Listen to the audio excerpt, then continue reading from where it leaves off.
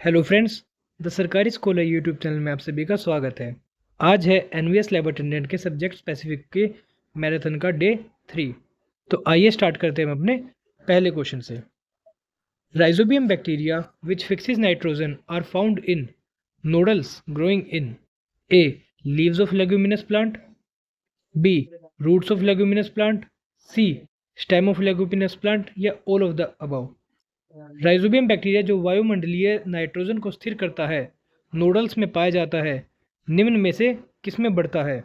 ए फलीदार पौधों की पत्तियों में, बी फलीदार पौधों की जड़ों में, सी फलीदार पौधे के तने में या डी सभी विकल्प सही है। तो इसका करेक्ट आंसर है रूट्स ऑफ लेग्यूमिनस प्लांट। जो राइजोबियम बैक्टीरिया होता है जो नाइट्रोजन फिक्सेशन का काम करता है वो आपका लेग्यूमिनस प्लांट्स जो होते हैं उनकी जड़ों में पाया जाता है। तो जो राइजोबियम बैक्टीरिया होता है वो क्या करता है एक्चुअली में, जो आपकी एटमॉस्फेरिक नाइट्रोजन होती है जो कि N2 की फॉर्म में होती है, इसे कन्वर्ट कर देता है NH3 में। ठीक है, ये आपका वो प्रोडक्ट है जिस अमोनिया, इसे बोलते हैं हम अमोनिया। और अमोनिया को ही जो प्लांट्स होते हैं वो उसी से नाइट्रोजन अपनी लेते हैं। ये नाइट्रोजन देखिए, जो प्लांट्स होते हैं वो डायरेक्ट नाइट्रोजन का यूज़ नहीं कर सकते। ठीक है, डायरेक्ट इसको यूज़ अपने प्रोटीन सिंथेसिस वगैरह बनाने में नहीं कर सकते वे, बट जो राइजोबियम बैक्टीरिया होता है उसकी हेल्प की मदद से वे NH3 से नाइट्रोजन लेते हैं। ठीक है, ये उनका एक यूजेबल फॉर्म है। ठीक है, NH3 क्या है? यूजेबल फॉर्म है किसकी? प्लांट्स की। ठीक है, तो करेक्ट आंसर आपका हो जाएगा रूट्स ऑफ लेग्यूमिनस प्लांट। हमारा नेक्स्ट क्वेश्चन है the process of injecting weak microbes into a healthy body and producing antibodies to fight against strong microbes is known as। कमजोर रोगाणुओं को स्वस्थ शरीर में इंजेक्ट करने और मजबूत रोगाणुओं से लड़ने के लिए एंटीबॉडी बनाने की प्रक्रिया को क्या कहते हैं? नंबर 1 वैक्सीनेशन या टीकाकरण, नंबर 2 मेडिकेशन दवा, नंबर 3 एंटीबायोटिक्स या नंबर 4 इनमें से कोई नहीं। तो देखिए, जब भी हम किसी बीमारी, कोई बीमारी होती है और उससे लड़ने के लिए टीकाकरण करते हैं तो वैक्सीनेशन करते हैं। ठीक है, वैक्सीनेशन में एक्चुअली होता क्या है कि उसी बीमारी के जो कमज़ोर माइक्रोब्स होते हैं उन्हें बॉडी में इंजेक्ट कर दिया जाता है, जिससे कि क्या बनती है आपकी एंटीबॉडीज़ आपकी बॉडी में बनने लग जाती है। ठीक है, क्या बनती है? एंटीबॉडीज़।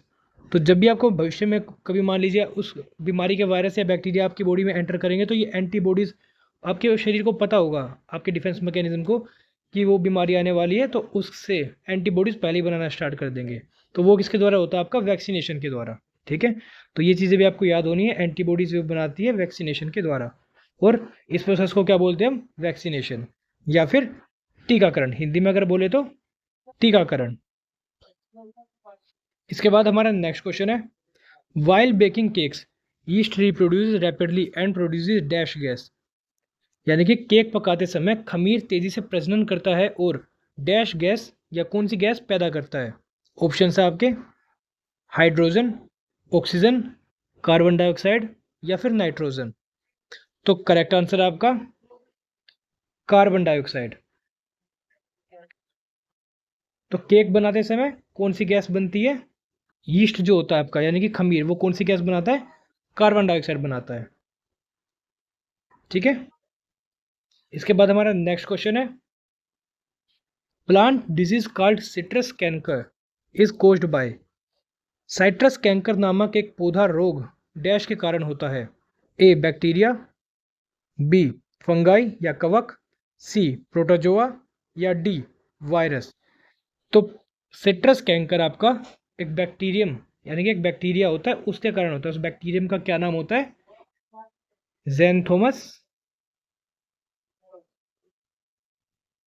ज़ैंथोमस सिट्री।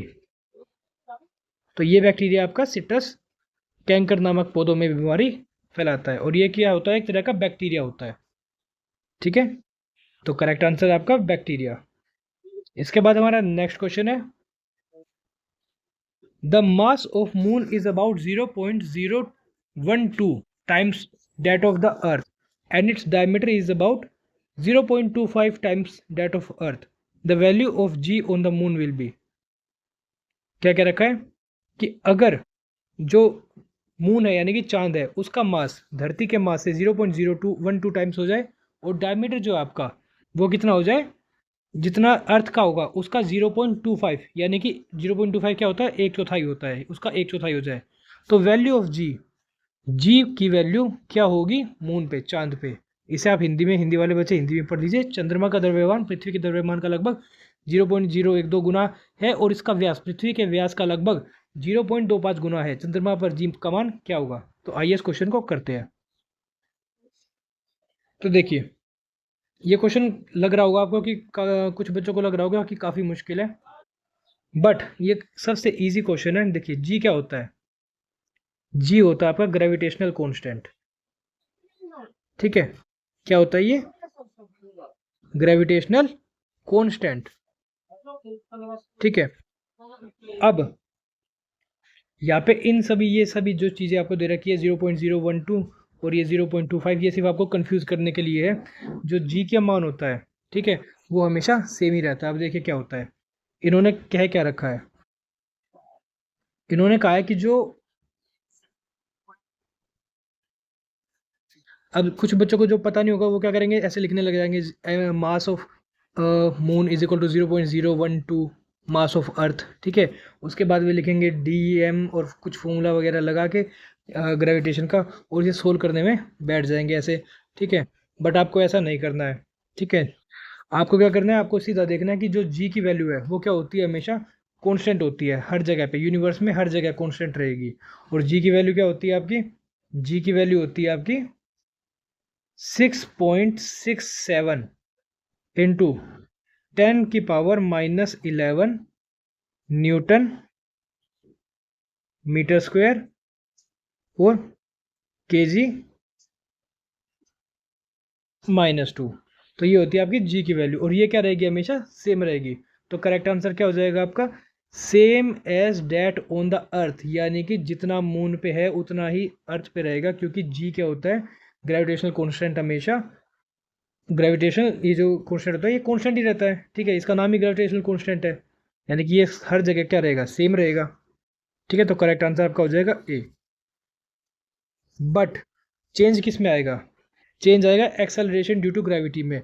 देखिए, दो टाइप के जी होते हैं, एक जी ये वाला होता है, इसे हम बोलते हैं एक्सेलरेशन ड्यू टू ग्रेविटी। ये अर्थ पे 9.8 के करीब होता है, और वहीं पे मून पे ही है आपका। अगर आपको कुछ वो दे रखा है स्पेसिफिक मून के डायमेंशन, तब आप वो उससे निकाल सकते हैं। बाकी ये लगभग आपका मून पे कितना होगा, जी ऑन मैम 1.6 के अराउंड होगा। कितना होगा? 1.6। तो नेक्स्ट क्वेश्चन पे चलते हैं हम अपने। An apple falls from a tree because of the gravitational attraction between the earth and the apple. If F1 is the magnitude of the force exerted by the earth on apple and F2 is the magnitude of the force exerted by the apple on the earth, then क्या क्या रखा है, हिंदी में पढ़ते हैं। एक सेब पेड़ से पृथ्वी और सेब के बीच का गुरुत्वाकर्षण के कारण गिरता है। यदि F1 पृथ्वी द्वारा सेब पर लगाए गए बल का परिणाम है और F2 पृथ्वी द्वारा सेब पर लगाए बल का परिणाम है, तो F1 is very much greater than F2, या फिर B F2 is very much greater than F1, F1 और F2 आर इक्वल, या D F1 is only a little greater than F2। तो देखिए, काफ़ी सिंपल क्वेश्चन है, इसे कैसे करते हैं। मान लीजिए आपकी अर्थ है, ठीक है, और ये आपका सेब है, ठीक है, और ये नीचे गिर रहा है। ठीक है, सेब जैसा लग नहीं रहा, बट सेब जो आपका नीचे गिरा, अब जैसे ही सेब अर्थ पे गिरेगा तो ये कुछ ना कुछ अर्थ पे क्या करेगा, डाउनवर्ड डायरेक्शन में फोर्स लगाएगा, जिसे हम क्या बोल देते हैं, F1। बट वहीं पे अर्थ भी तो इसके ऊपर एक फोर्स लगाएगी, जिसे हम बोलते हैं F2। इसे क्वेश्चन में क्या रखा कि F2 क्या है, वो फोर्स जो कि पृथ्वी ने सेब पर लगाया है। ठीक है, जैसे एक जो आपका न्यूटन थर्ड लॉ है वो क्या कहता है, every action and has equal and opposite reaction. अगर जो सेब है आपका वो धरती पे कुछ फोर्स लगाएगा तो धरती भी सेब के ऊपर कुछ फोर्स लगाएगी।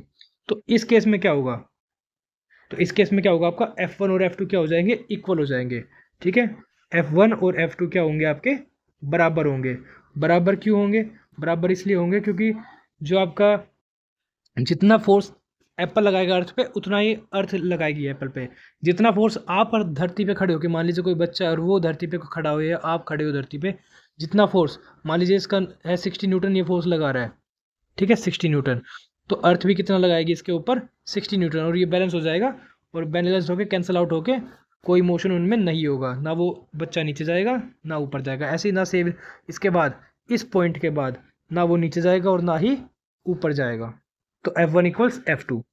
इसके बाद हमारा नेक्स्ट क्वेश्चन है, the earth and moon are attracted to each other by gravitational force. The earth attracts the moon with a force that is. पृथ्वी और चंद्रमा एक दूसरे के प्रति गुरुत्वाकर्षण बल द्वारा आकर्षित होते हैं। पृथ्वी चंद्रमा को ऐसे बल से आकर्षित करती है जो A more than that exerted by the moon, B same as that exerted by the moon, C less than that exerted by the moon, या D not related to that exerted by the moon. तो देखिए, धरती है, ठीक है, पृथ्वी है, और पृथ्वी के चारों तरफ क्या घूम रहा है, चंद्रमा घूम रहा है, ठीक है।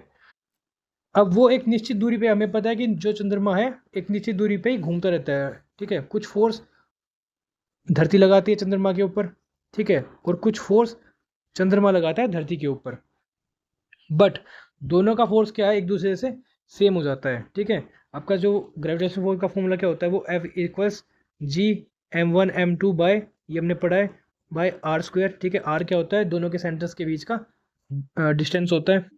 तो दोनों क्या होंगे, जब सेम फोर्स लगाएंगे तभी तो वो एक सेम डिस्टेंस मेंटेन करके रखेंगे।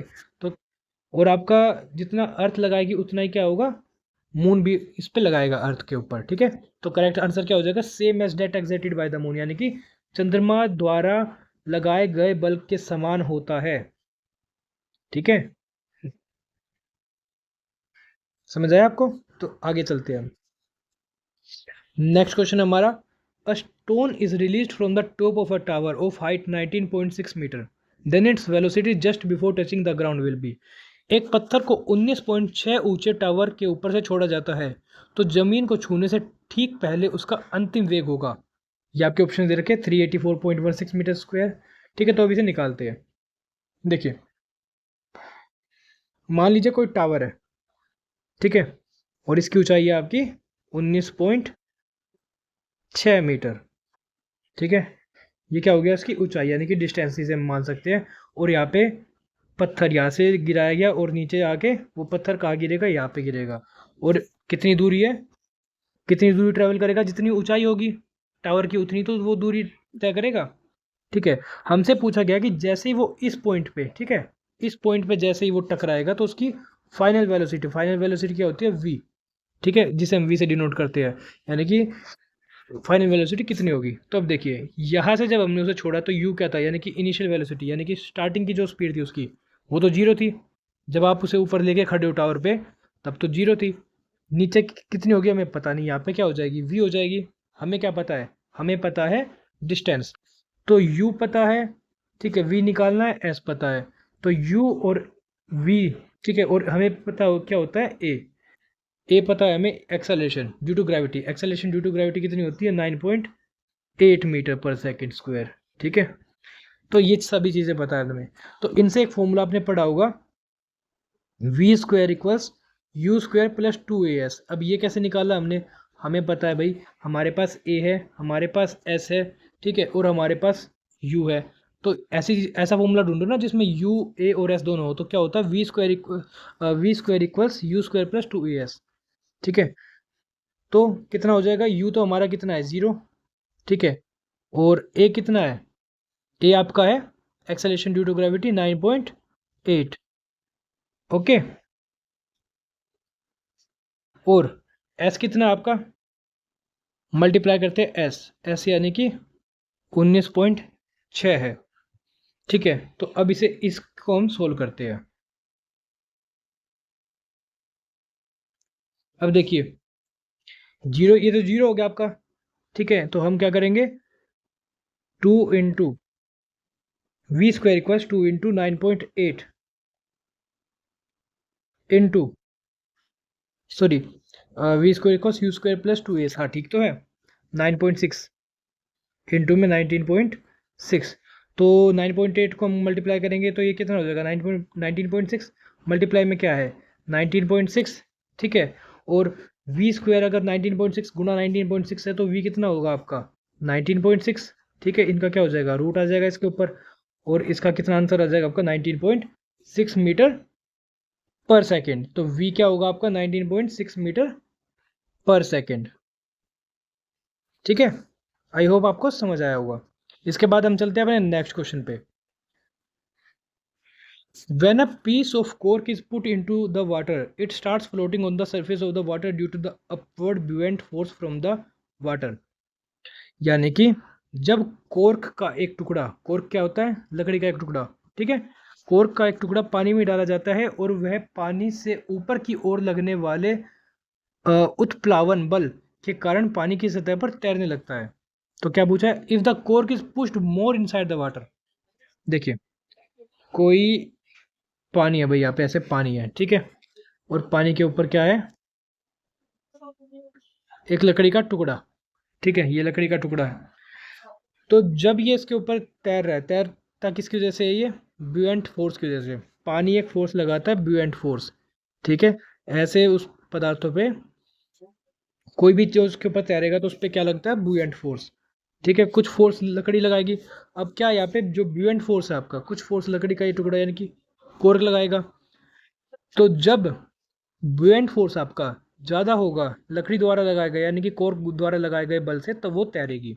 बट क्या कह रखा है कि जब हम इसे और ज़्यादा दबाते हैं, यानी कि आपने हाथ से इसे और ज़्यादा दबा दिया पानी के अंदर, तब क्या होगा, तब आपको ऑप्शन दे रखे हैं, will increase as the cork is immersed into the water. क्या जो आपका ये ब्यूएंट फोर्स है ये बढ़ेगा। Will decrease as the cork is immersed into the water, क्या ये घटेगा। Will first increase and then decrease, भाई पहले बढ़ेगा और बाद में घटेगा, ठीक है। या फिर will remain the same as long as the cork is inside the water, या सेम ही रहेगा, कोई चेंज नहीं आएगा। तो देखिए, एक आपका आर्किमिडीज प्रिंसिपल है, वो क्या कहता है कि जैसे ही आप कोर्क को पानी में या कोई भी चीज़ आप पानी में डुबाओगे, ठीक है, तो अब नया हमारे पास क्या होगा, ये इतना पानी में डूब गया, मान लीजिए आपने और डुबो दिया, तो इससे कुछ ना कुछ पानी भी ऊपर की तरफ आया होगा। आप पानी में अगर मान लीजिए, वही है आपने कुएं वाली पानी कहानी सुनी है, ठीक है, कौआ जो होता है पत्थर डालता है पानी में तो पानी का स्तर ऊपर बढ़ता है। तो जितना पानी का स्तर ऊपर बढ़ेगा, ठीक है, उतना ही ज़्यादा फोर्स, ब्यूएंट फोर्स और ज़्यादा लगेगा, ठीक है। तो पानी का फोर्स, पानी का स्तर बढ़ने से क्या होगा, जो ब्यूएंट फोर्स है आपका वो और ज़्यादा उसके ऊपर लगेगा, यानी कि वो और ज़्यादा तेज़ी से उसको ऊपर फेंकेगा। अब आप इसे प्रैक्टिकल भी कर सकते हैं, आप एक मग्गा लीजिए या एक मग लीजिए, बाल्टी में उसे डुबो के देखिए, वो तेज, जैसे आप उसे ऊपर छोड़ोगे तब तो इतना फोर्स नहीं लगेगा, जैसे ही आप उसे डुबोगे तो वो उछल के बाहर की तरफ आएगा, ठीक है। तो यहाँ से आप इसे समझ सकते हैं। हमारा नेक्स्ट क्वेश्चन है, a rectangular block has the length, breadth and height of 40 centimetre, 35 centimeter and 10 centimeter respectively. The wooden block is kept on the ground in three different ways, turn by turn. Which of the following is the correct statement about the pressure exerted by the block on the ground? तो क्या कह रखा है भाई, कोई आयताकार लकड़ी का टुकड़ा है, ठीक है, जिसकी लंबाई चौड़ाई और ऊंचाई हमें दे रखी है। तो देख लेते हैं हम, आयताकार लकड़ी का टुकड़ा है, ठीक है, ये आपका आयताकार लकड़ी है, ठीक, इसकी जो लंबाई है वो 40 है, ठीक, जो इसकी चौड़ाई है वो आपकी कितनी है, 35 है, और जो इसकी ऊंचाई है वो दे रखी है हमें 10 सेंटीमीटर दे रखी है, ठीक है। तो हमसे पूछा गया कि इसे हम किस तरह से धरती पे रखें कि धरती पे सबसे ज़्यादा प्रेशर पड़े, ठीक है। बारी बारी से अलग अलग तरह से हम इसे रख सकते हैं। कभी हम ये वाला सतह नीचे रख सकते हैं, कभी हम ये वाली सतह जो है ये वाली नीचे रख सकते हैं, ठीक है। कभी आपकी इधर वाली जो सतह है इसे हम ज़मीन के नीचे रख सकते हैं, ज़मीन की तरफ इसे करके रख सकते हैं। तो सबसे ज़्यादा प्रेशर किस पे लगेगा, तो देखिए सबसे ज़्यादा प्रेशर उसी पे लगेगा जब एरिया कम होगा। प्रेशर का एक फॉर्मूला होता है, प्रेशर का क्या फॉर्मूला होता है, F/A, ठीक है, यानी कि फोर्स अपॉन एरिया। जितना कम एरिया होगा, ठीक है, ऑब्वियसली बात है, नीचे के डिवाइड में जितना कम एरिया होगा उतना ही ज़्यादा प्रेशर लगेगा। अब देखिए सबसे कम एरिया किस में होगा, तो जो सबसे छोटी, जो हमारे पास दो लंबाइयाँ है या जो दो हमारे पास डायमेंशन है सबसे छोटे, उन्हें देख लीजिए आप, 35 और 10, ठीक है। तो जब हम 35 और 10 वाली साइड, यानी कि कौन सी होगी, 35 और 10 वाली साइड ये हो गई, ठीक है। जब इसे हम धरती के ऊपर रखेंगे तब आपका जो फोर्स है वो सबसे ज़्यादा लगेगा, सॉरी प्रेशर जो आपका धरती पे वो सबसे ज़्यादा लगेगा। इसे हम इस तरह से भी समझ सकते हैं कि भाई मान लीजिए कोई लड़का है, ठीक है, वो जूता पहना हुआ है, तो उसने आपके पैर के ऊपर पैर रखा, ठीक है, तब आपको दर्द कम होगा। बट वही कोई लड़की है, उसने हील्स पहनी हुई है, ठीक है, और हील्स अगर आपकी, ठीक है, अब लड़के का वजन भले ही ज़्यादा है, लड़के का वजन मान लीजिए 100 kg है, बट फिर भी उसने आपके ऊपर पैर पे पैर रखा तो इतना दर्द नहीं होगा, ठीक है। बट जैसे ही एक लड़की जिसका वजन 40 किलोग्राम भी है, ठीक है, उसने भी हील पहनी हुई है, ठीक है, और वो हील का हील आपको ज़्यादा चुभेगी, ठीक है, क्योंकि उसका जो एरिया है हील का वो काफ़ी कम है as compared to the boys, लड़के के शूज़ के मुकाबले। तो करेक्ट आंसर आपका क्या हो जाएगा? इसका करेक्ट आंसर होगा आपका, देख लीजिए आपका वो किस में है, ये है ब्रेड्थ और हाइट। तो ब्रेड्थ और height, the maximum pressure exerted when the breadth और हाइट, ठीक है, फ्रॉम द बेस, जब ब्रेड्थ और हाइट जो बेस बनाएगी तब आपका सबसे ज़्यादा आपका प्रेशर लगेगा। इसके बाद हमारा नेक्स्ट क्वेश्चन है, two particles are placed at some distance, if the mass of each of the particle is doubled keeping the distance between them unchanged, the value of the gravitational force will be. दो कणों को कुछ दूरी पर रखा गया है, यदि दोनों कणों के बीच की दूरी को अपरिवर्तित रखते हुए प्रत्येक का द्रव्यमान दुगुना कर दिया जाए तो उनके बीच का गुरुत्वाकर्षण बल का मान क्या होगा? देखिए, गुरुत्वाकर्षण बल यानी कि ग्रेविटेशनल फोर्स क्या होता है, क्या फॉर्मूला होता है इसका? इसका होता है आपका G m1 m2 अपॉन में r का स्क्वायर, ठीक है। r क्या होता है? दोनों के सेंटर्स के बीच का डिस्टेंस। अब हमें कहा गया है कि हमने मास को क्या कर दिया? डबल कर दिया, यानी कि m1 का भी मास दुगना कर दिया, m2 का भी मास दुगना कर दिया, ठीक है, दोनों को 2 से गुना कर दिया, और जो डिस्टेंस है वो अपरिवर्तित है, यानी कि उसे चेंज नहीं किया गया है। तो क्या फ़र्क पड़ेगा फोर्स पे? तो अब देखिए, 2 ये हो गया, 2 ये हो गया, हमारे पास नया फोर्स क्या आएगा? 2 दूनी 2, 2 जा क्या हो जाएगा? 4, 4G m1 m2 bye are square, यानी कि 2 और 2 गुना होकर 4 हो जाएगा, और ये जो फोर्स आपका कितना हो जाएगा? 4 टाइम्स। अगर हम उनके मास को डबल कर देते, दोनों के मास को, अगर एक के मास को डबल करते तो दुगना होता, दोनों के मास को डबल कर दिया तो आपका 4 गुना हो गया, और वही अगर डिस्टेंस दुगना कर देते तो हाफ हो जाता, आधा हो जाता। चलिए अब नेक्स्ट क्वेश्चन पे चलते हैं। Question number 13, a boy is whirling a stone tied with a string in a horizontal circular path as shown in the following figure। कोई फिगर तो यहाँ पे दे नहीं रखी, बट आप एक तरह से ये मान लीजिए कि कोई लड़का है, ठीक है, उसने रस्सी पे एक पत्थर बांधा, ठीक है, एक लड़का है, उसने क्या किया? रस्सी पे एक पत्थर बांध दिया, ठीक है, और लड़का कहाँ पे है? यहाँ पे वो लड़का है, ठीक है। अब वो क्या कर रहा है? इसको गोल गोल गोल गोल घुमा रहा है, ठीक है, चारों तरफ, या आप ही मान लीजिए गोल गोल गोल घुमा रहे हो, ठीक है। हमसे पूछा है कि if the strings break, string क्या होती है आपकी, यानी कि अगर रस्सी जो है वो टूट गई, ठीक है, आप तेज से घुमा रहे हो उसे और रस्सी टूट गई, तब क्या होगा? Will move along the straight line towards the centre of the circular path. क्या क्या रखा है कि क्या सेंटर की तरफ आएगा क्या? ठीक है, अंदर की तरफ आएगा? नहीं, ऐसा तो होगा नहीं कि अंदर की तरफ आए।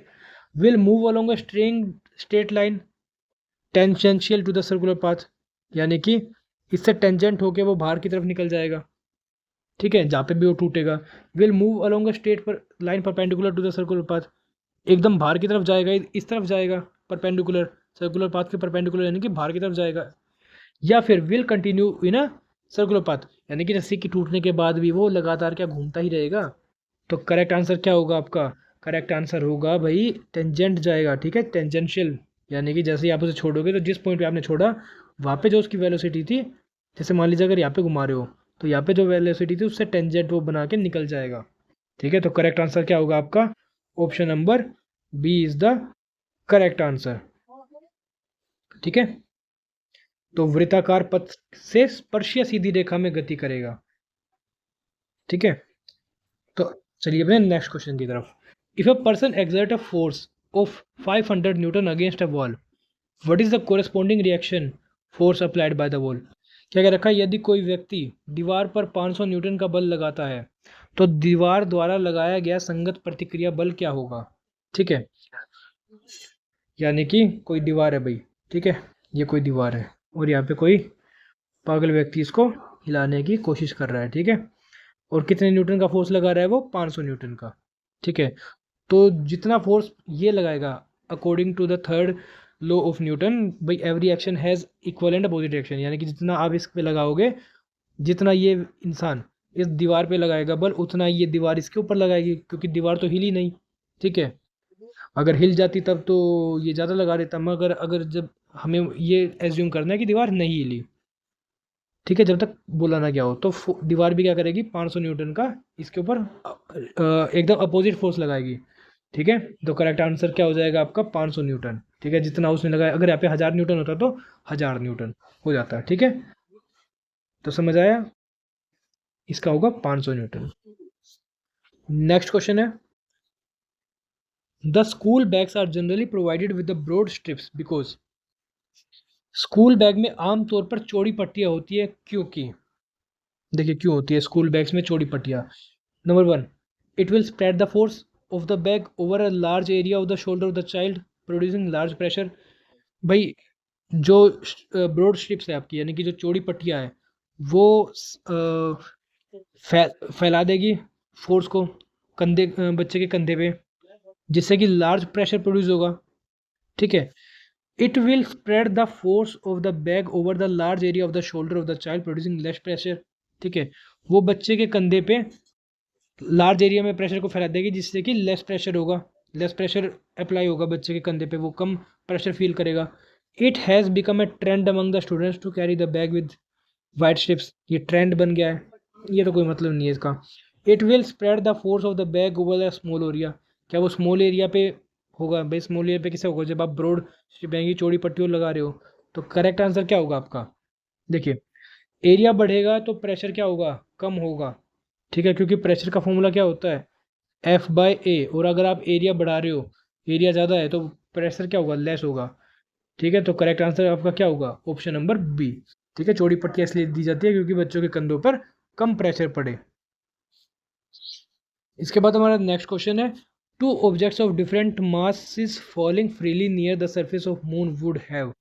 ठीक है, वुड, भाई चंद्रमा की सतह के पास स्वतंत्र रूप से गिरने वाली दो अलग अलग द्रव्यमान वाली वस्तुएं, number A have different acceleration, उनकी दोनों की डिफरेंट एक्सेलेरेशन होगी, अलग अलग त्वरण रखेंगे। B undergo a change in their inertia, उनकी इनर्शिया में चेंज होगा। Have same velocity at an instant, किसी भी क्षण समान वेग रखेगी। या D experiences forces of same magnitude. तो देखिए ये आपका चंद्रमा, ठीक है, और इसके ऊपर एक हम गिरा रहे हैं हाथी को, और एक गिरा रहे हैं हम, ये हाथी मान लो भाई, ठीक है, इसकी सूंड है, और एक गिरा रहे हो आप सुई को। ठीक है, ये सुई है आपकी, ठीक है, इतनी अच्छी मेरी है नहीं, अब बस मान लो ये एलिफेंट है, ये दो अलग अलग आपके ऑब्जेक्ट हो गए। ठीक है, जब भी आप इन्हें गिराओगे, ठीक है, कोई भी चीज़ आप गिराते हो तो फर्क नहीं पड़ता उसका वजन कितना है कितना नहीं है, वे सेम स्पीड से गिरेंगे। ठीक है, अगर आप अर्थ पे भी, चंद्रमा पे नहीं, आप कहीं पे भी, अर्थ पे भी अगर आप मान लीजिए एयर रेजिस्टेंस को हटा देते हैं, ठीक है, अगर आप एयर को हटा देते हैं, बिल्कुल ही हवा को गायब कर देते हैं, तब दोनों जो हाथी और चींटी है, या कितना ही भारी मास हो, वो एकदम सेम स्पीड से गिरेंगे। तो करेक्ट आंसर क्या होगा आपका, have same velocity at any instant. ठीक है, साथ साथ वे ट्रेवल करेंगे भाई। ठीक है, हाथी नीचे आएगा 10 मीटर, तो जो सुई है वो भी कितनी आएगी, 10 मीटर आएगी, और वो एक साथ ही नीचे गिरेंगे। ठीक है, समझ आ गई बात, कब, जब एयर रेजिस्टेंस नहीं होगा तब। इसके बाद हमारा नेक्स्ट क्वेश्चन है, if the displacement of an object is proportional to the square of the time then the object moves with, यदि किसी वस्तु का विस्थापन समय के वर्ग के समानुपाती है तो वस्तु निम्न प्रकार से गति करेगी। ए यूनिफॉर्म वेलोसिटी, एक समान वेग। बी यूनिफॉर्म एक्सेलरेशन, एक समान त्वरण। सी इंक्रीजिंग एक्सेलरेशन, बढ़ता हुआ त्वरण, या घटता हुआ, या फिर डी डिक्रीजिंग एक्सेलरेशन, घटता हुआ त्वरण। तो क्या कहा गया है कि जो आपका डिस्प्लेसमेंट है, ठीक है, अब देखिए इसे समझिए, क्या कहा गया, डिस्प्लेसमेंट आपका यानी कि डिस्प्लेसमेंट को हम एस से डिनोट करते हैं, और एस आपका किसके प्रोपोर्शनल है, टी के। ठीक है, तो क्या होगा इन चारों में से, अब देखिए एस किसके प्रोपोर्शनल है, टी के। तो आपने एक फॉर्मूला पढ़ा होगा, एस इक्वल्स, जिसमें एस और टी का स्क्वायर आता है, S equals U T plus में हाफ ए टी स्क्वायर। ठीक है, और हम मान लेते हैं कि भाई u जो है हमारा वो क्या है, जीरो है। तो u अगर जीरो है तो क्या होगा, s equals half A T square. ठीक है, अब यहाँ से हमें पता चल रहा है कि s equals half A T square, S और t को छोड़ के ये क्या बचा आपके पास, हाफ a।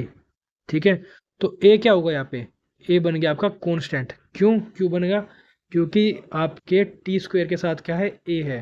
ठीक है, और a क्या हो गया आपका, जैसे जैसे टी का स्क्वायर बढ़ेगा वैसे वैसे एस भी बढ़ेगा, पर साथ में क्या है, ए दे रखा है हमें, और ए क्या दिख रहा है हमें यहाँ से, कांस्टेंट दिख रहा है। कांस्टेंट यानी कि यूनिफॉर्म, यानी कि ए की वैल्यू नहीं बढ़ रही है। ठीक है, ए आपका सेम ही रहेगा। तो क्या होगा, यूनिफॉर्म एक्सेलेरेशन होगा जब डिस्प्लेसमेंट आपकी टाइम ऑफ स्क्वायर, टाइम के स्क्वायर के प्रोपोर्शनल होगी। तो करेक्ट आंसर होगा आपका यूनिफॉर्म एक्सेलेरेशन, यानी कि एक समान त्वरण। ठीक है, इसके बाद हमारा नेक्स्ट क्वेश्चन है, which of the following scenarios best illustrate the Newton first law of motion. निम्नलिखित में से कौन सा परिदृश्य न्यूटन के गति के पहले नियम को सबसे अच्छी तरह से दर्शाता है। A, a ball rolling down a hill, एक गेंद पहाड़ी से लुढ़कती हुई, B, a book sliding on a table coming to a stop, एक किताब जो टेबल पर फिसल कर रुक जाती है, C, a person riding a bicycle at a steady pace, अब एक व्यक्ति स्थिर गति से साइकिल चला रहा है, D, a car accelerating after being at rest, एक कार जो स्थिर अवस्था में होने के बावजूद भी तेजी से, स्थिर अवस्था में होने के बाद तेजी से आगे बढ़ रही है। तो देखिए, Newton's first law of motion क्या कहता है, Newton's first law of motion होता है law of inertia. Law of inertia क्या कहता है कि कोई चीज़ अगर रेस्ट में है तो रेस्ट में रहेगी, और चल रही है तो वो चलती ही रहेगी। ठीक है, तो ऐसी कौन सी चीज़ है जो चल यहाँ पे रेस्ट में हो सिर्फ, और सिर्फ रेस्ट में दिखा रही हो। तो देखिए, अब ball rolling down a hill, एक बॉल आ रही है हिल के नीचे, तो वो उसमें तो लो ऑफ इनर्शिया नहीं होगा, क्योंकि जब वो हिल से नीचे आएगी तो इसमें एक्सेलरेशन होगा, बढ़ती जाएगी उसकी स्पीड। ठीक है, ये तो आपका सेकंड लॉ ऑफ मोशन हो गया। अब book sliding on a table coming to a stop, ठीक है, ये भी नहीं होगा, क्योंकि every action and equal and opposite action friction उसे रोक देगा, इसमें थर्ड लॉ लग रहा है। अब person riding a bicycle at a steady pace, ये होगा आपका। ठीक है, यानी कि एक पर्सन जो है आपका एक समान गति से, एक समान गति से बाइसिकल चलाता जा रहा है। ठीक है, और एक समान गति से या रेस्ट पे उसकी अवस्था सेम रहे, वो किस में होता है, लॉ ऑफ इनर्शिया, यानी कि फर्स्ट लॉ ऑफ मोशन में। Okay, first law of motion. तो इसके बाद नेक्स्ट क्वेश्चन हमारा, when a force of 10 newton is applied to an object weighing 2 kg, what would be the resultant acceleration of the object. जब 2 kilogram वाली वस्तु पर 10 Newton का बल लगाया जाए तो वस्तु का परिणामी त्वरण क्या होगा। ठीक है, इजी क्वेश्चन है। तो फॉर्मूला क्या होता है आपका, F equals m a, force क्या होता है, मास इनटू एक्सेलरेशन, और फोर्स कितना लगा आपका 10, मास कितना है 2, और ये होगी एक्सेलेरेशन। ठीक है, तो कट के आपका एक्सेलेरेशन कितनी आ गई, 5 मीटर पर सेकंड स्क्वायर। एक बात और याद रखना आप कि जो आपका यूनिट्स है वे भी आपकी सही होनी चाहिए, तो 5 मीटर पर सेकंड स्क्वायर। इसके बाद हमारा नेक्स्ट क्वेश्चन है, when a car accelerates on a straight road the force applied for its acceleration is primarily due to. जब कोई कार सीधी सड़क पर गति करती है तो उसके त्वरण के लिए मुख्य जिम्मेदार बल कौन सा होता है। ठीक है, जब कोई कार आप चला रहे हो स्ट्रेट रोड पे, ठीक है, और कार किसकी वजह से चल रही है वो हम देखते हैं। नंबर ए, फ्रिक्शनल फोर्स, क्या जो कार की गति है वो फ्रिक्शनल फोर्स की वजह से आएगी, यानी कि घर्षण बल की वजह से होगी। बी, ग्रेविटेशनल फोर्स, गुरुत्वाकर्षण बल की वजह से चलेगी। अप्लाइड फोर्स, लगाए गए बल की वजह से चलेगी। या नॉर्मल फोर्स, सामान्य बल की वजह से चलेगी। तो करेक्ट आंसर है आपका अप्लाइड फोर्स। जो आप एक्सेलेटर पे पैर दबाते हो ना गाड़ी पे, जो आप अप्लाई कर रहे हो फोर्स, ठीक है, कार का इंजन जो अप्लाई कर रहा है फोर्स, तो उसकी वजह से गाड़ी एक्सेलेरेट करती है। ठीक है, तो करेक्ट आंसर होगा आपका अप्लाइड फोर्स। इन ये ना फ्रिक्शनल फोर्स होगा, ठीक है, ना ग्रेविटेशनल फोर्स होगा, ना ही नॉर्मल फोर्स होगा इसमें। ठीक है, तो लगाया गया बल। इसके बाद हमारा नेक्स्ट क्वेश्चन है, if the mass of an object is doubled while the force on it remains constant, what happens to the acceleration? यदि किसी वस्तु का द्रव्यमान दुगना कर दिया जाए जबकि उस पर लगाया गया बल स्थिर रहे तो उसके त्वरण पर क्या प्रभाव पड़ेगा? ए, इट डबल्स, यह दोगुना हो जाता है। B, it remains the same, ठीक है, यह समान रहता है। सी, इट हाफ्स, यह आधा हो जाएगा। या फिर डी, इट क्वाड्रुपल्स, यह 4 गुना हो जाएगा। तो देखिए क्या क्या कहा गया है। फोर्स का फॉर्मूला क्या होता है? F इक्वल्स एम ए, ठीक है। और इस पे जो हमें क्या डबल करना है? मास को डबल करना है, ठीक है। क्या हो गया आपका? मास क्या हो गया? 2m हो गया। बट F क्या रहेगा आपका? F आपका क्या रहेगा? सेम रहेगा। F आपको क्या रखना है? सेम रखना है। तो इसके एक्सेलरेशन पे क्या फर्क पड़ेगा? तो इसका एक्सेलरेशन क्या हो जाएगा?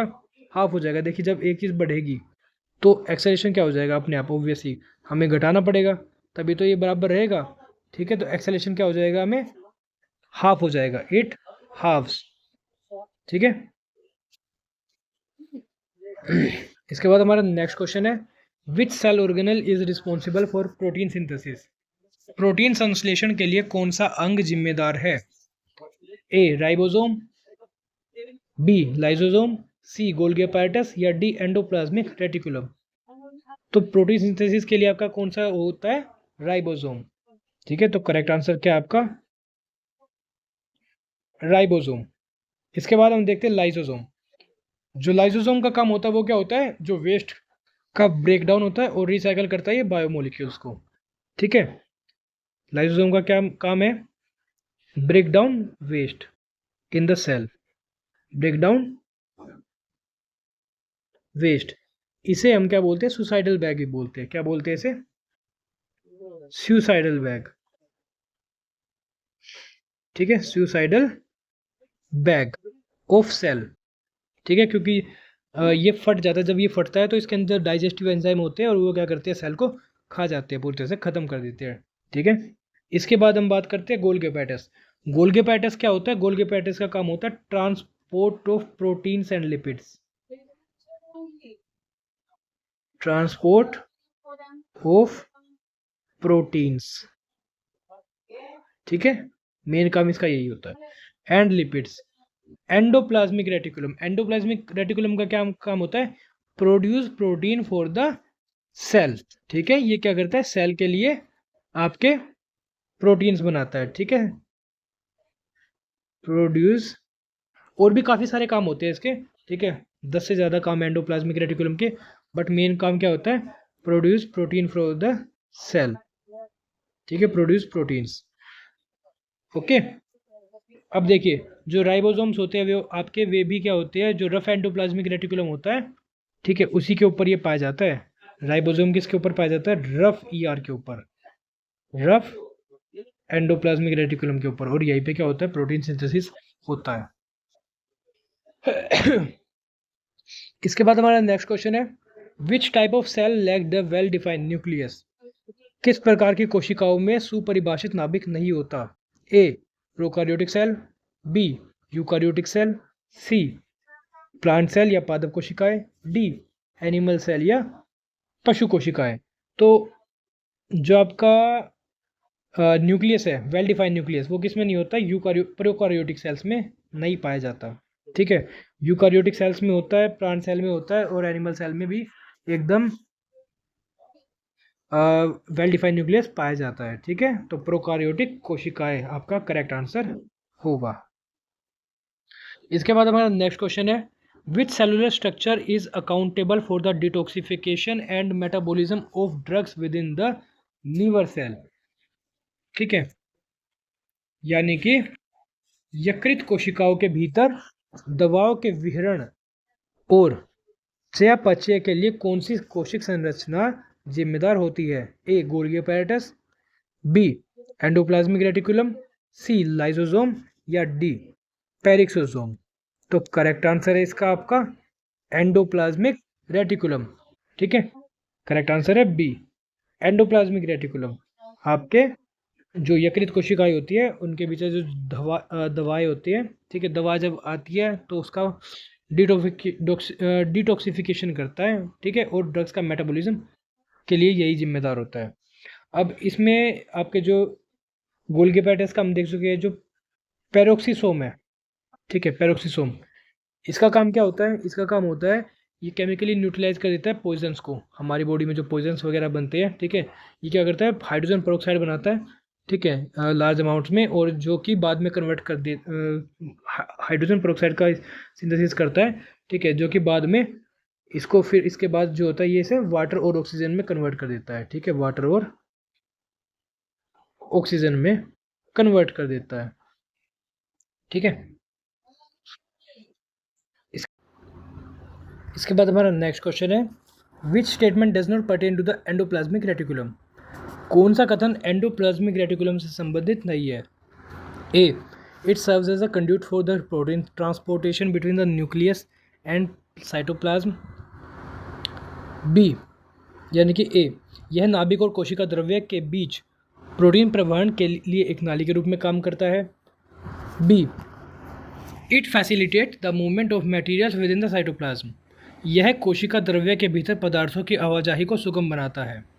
सी, it may function as a site for cellular biochemical processes, यह कुछ कोशिकीय जैव रासायनिक प्रक्रियाओं के लिए एक स्थल के रूप में कार्य करता है। या फिर D, it can serve as a site for energy production, यह ऊर्जा उत्पादन के स्थल के रूप में कार्य करता है। तो करेक्ट आंसर है आपका, इनमें से कौन सा नहीं होगा? इनमें से आपका डी, यानी कि it can serve as the site for energy production, ठीक है। तो एनर्जी प्रोडक्शन के लिए यह कार्य नहीं करता है। एनर्जी प्रोडक्शन कहाँ पे होती है? आपकी माइटोकॉन्ड्रिया में, ठीक है। तो करेक्ट आंसर है आपका डी। इसके बाद हमारा नेक्स्ट क्वेश्चन है, osmosis describes the movement of solvent molecules across a semi permeable membrane from a less concentrated solution to a more concentrated one, which option does not belong to this process? Osmosis एक अर्ध पारगम्य झिल्ली के पार विलयक अणुओं की गति को कम सांद्रित घोल से अधिक सांद्रित घोल में वर्णित करता है। कौन सा विकल्प इस प्रक्रिया के लिए संबंधित नहीं है? A, the movement of water across the membrane depends on the dissolved substances, झिल्ली के पार पानी की गति घुले हुए पदार्थों पर निर्भर करती है। B, membranes are composed of organic molecules like proteins and lipids, झिल्ली प्रोटीन और लिपिड जैसे कार्बनिक अणुओं से बनी होती है। C, solutes soluble in organic solvent can permeate the membrane easily, कार्बनिक विलयकों में घुलनशील विलय आसानी से झिल्ली में प्रवेश कर सकते हैं। या D, plant plasma membrane contain chitin sugar, plant plasma membrane झिल्ली में काइटिन शर्करा होती है।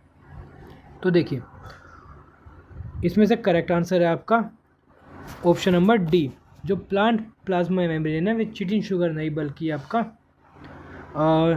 जो प्लांट प्लाज्मा मेम्ब्रेन्स है वे चिटिन शुगर नहीं, आपके कार्बोहाइड्रेट फोस्फोलिपिड लिपिड्स, ठीक है, और आपके प्रोटीन से बनी होती है, ठीक है।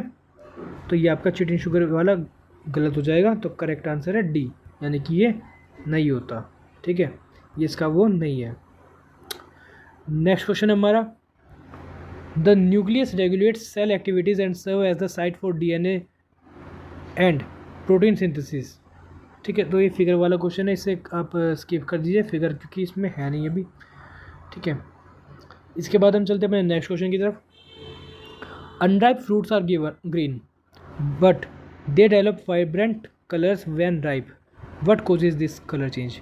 जो अधपके जो कच्चे फल होते हैं, ठीक है, कच्चे जो फल होते हैं उनका जो कलर होता है वो ग्रीन होता है, बट जैसे जैसे वे पकते हैं तो वो उनमें अलग अलग टाइप के कलर आने लग जाते हैं।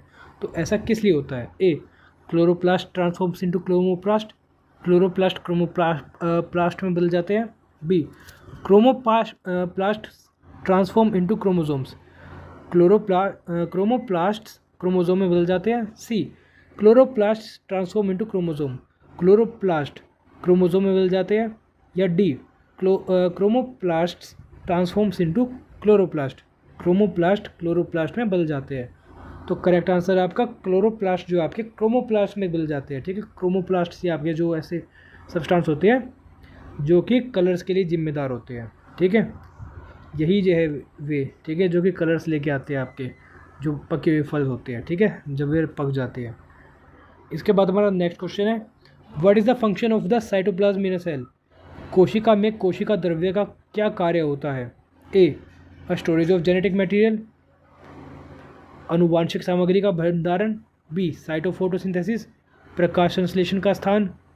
सी, location of cellular metabolism and organelle support, कोशिकीय चयापचय और कोशिकांग समर्थन का स्थान। या D, regulation of cell functions, कोशिका कार्यों का विनियमन। तो करेक्ट आंसर आपका location of cellular metabolism and organelle support.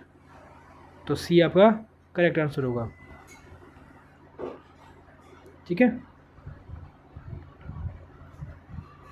इसके बाद हमारा नेक्स्ट क्वेश्चन है, which organelle is responsible for maintaining cell shape and providing structural support? कोशिका के आकार को बनाए रखने और संरचनात्मक सहायता प्रदान करने के लिए कौन सा अंग जिम्मेदार है? A, mitochondria. B, cytoskeleton.